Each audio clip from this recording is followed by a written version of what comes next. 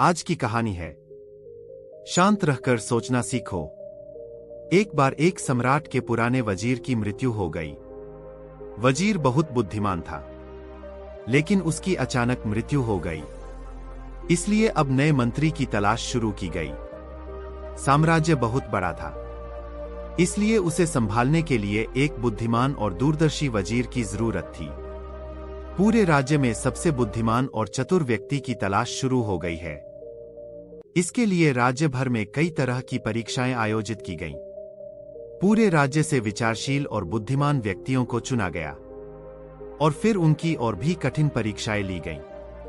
और अंत में केवल 3 चुने हुए व्यक्तियों को राजधानी लाया गया ताकि सम्राट उनकी अंतिम परीक्षा ले सके।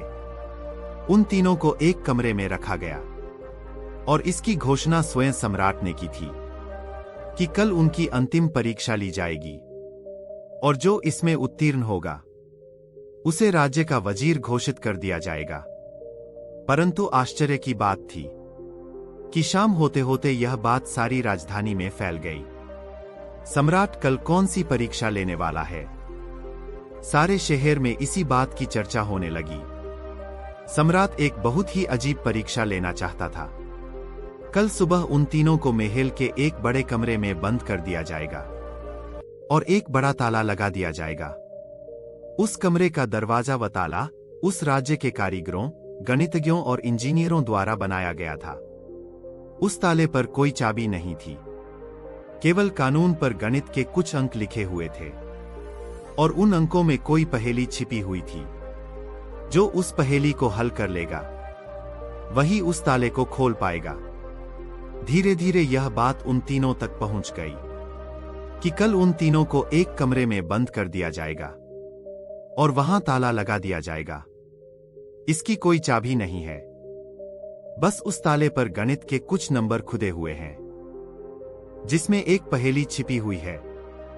उन तीनों में से जो भी उन नंबरों का उपयोग करके पहेली को हल करेगा और सबसे पहले दरवाजा खोलेगा और कमरे से बाहर आ जाएगा, उसे वजीर बना दिया जाएगा।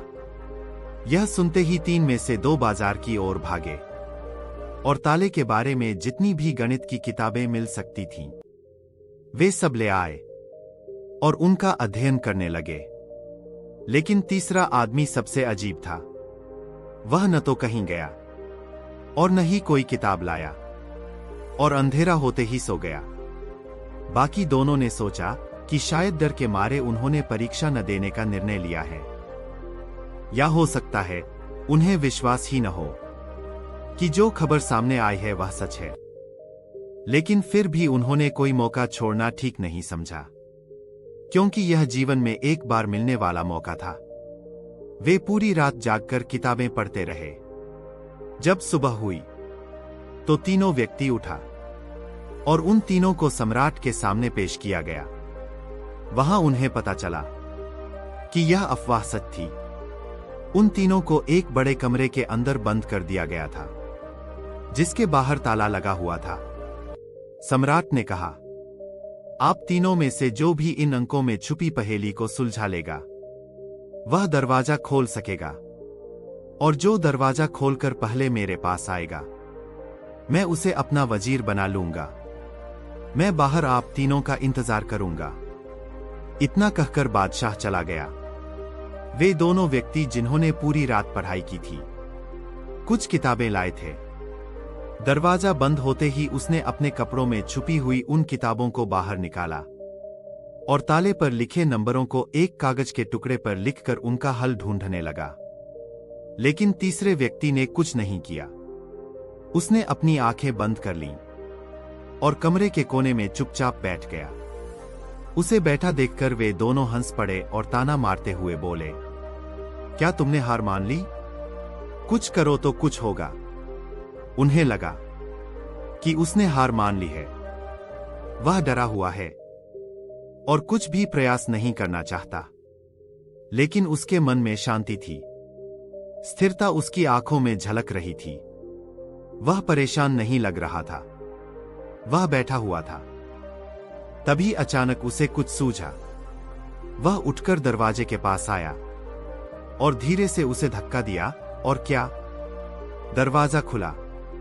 वह कमरे से बाहर चला गया, लेकिन दोनों आदमी अपनी किताबों में खोए हुए थे। उन्हें पता ही नहीं चला कि तीसरा कमरे से बाहर चला गया है। उन्हें तब पता चला जब सम्राट तीसरे व्यक्ति के साथ अंदर आए और कहा, अपनी ये किताबें बंद करो। जिसे बाहर जाना था वह तो बाहर जा चुका है। यह देखकर वे दोनों दंग रह गए और पूछा, तुम बाहर कैसे निकले? बादशाह ने कहा कि ताला तो बंद नहीं था, क्योंकि बंद ताले तो खोले जा सकते हैं। लेकिन कैसे तुम वह ताला खोलोगे जो बंद नहीं किया गया है? यह आदमी आप में से सबसे बुद्धिमान है, क्योंकि इसने बुद्धिमान होने का पहला परिचय दिया है। ताले पर लिखे नंबरों को हल करने से पहले यह पता लगाने की कोशिश की कि ताला बंद है या नहीं। यह आदमी वास्तव में होशियार है, जो किसी भी समस्या को हल करने से पहले यह जांचता है कि जो वह हल करने जा रहा है वह वास्तव में समस्या है या नहीं। तो यह आदमी हमारे राज्य का सबसे चतुर व्यक्ति है। हम इसे अपना वजीर नियुक्त करते हैं।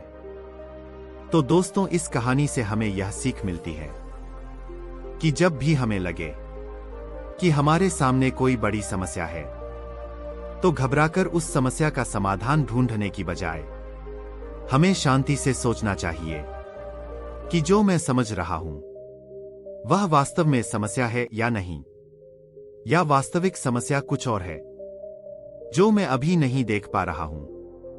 धन्यवाद।